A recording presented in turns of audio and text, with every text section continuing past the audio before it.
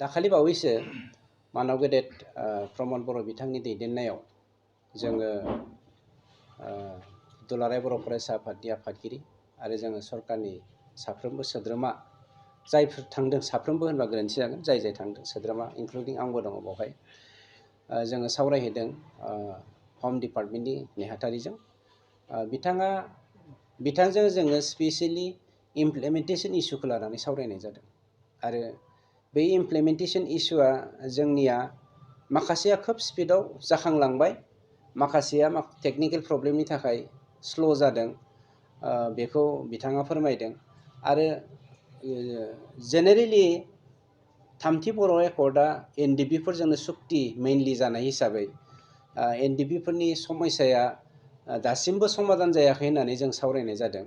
आरो बेवहाय जोङो केसखौ लानानै सावरायदों गासै जोंनाव केस दङ केस उइथड्र जानायनि थाखाय जोङो अलरेडि जमा होजोब्बाय आरो बेखौ नायबिजिरगासिनो दङ नायबिजिरनाया जोबोब्ला एसपि अफिससिम मोनसे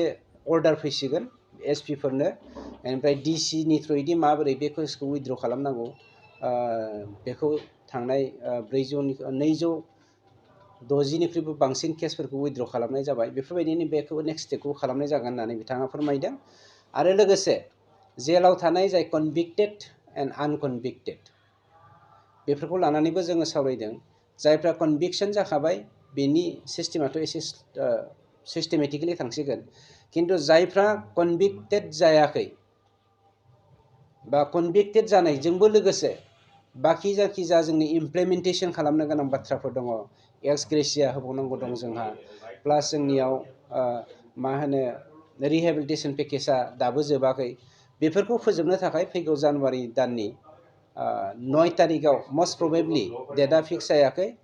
इन बिटुइन 9 and 12नि गेजेराव जोंनाव मोनसे हम मिनिस्ट्रिजों मिटिं दंबावो बेवहायनो जोङो कमप्लिटलि सावरायनानै फोजोबनायनि मोनसे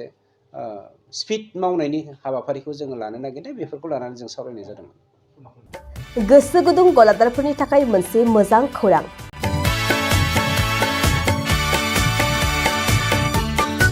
अदालगुरिनि रौता सारियालियाव खुंनो लानाय मिरु एबसुनि 50बाथि बोसोरसालिया जथुमायाव एक्जिबिसननि थाखाय गलादारफोरनिसिम जर'खा फोसावनाय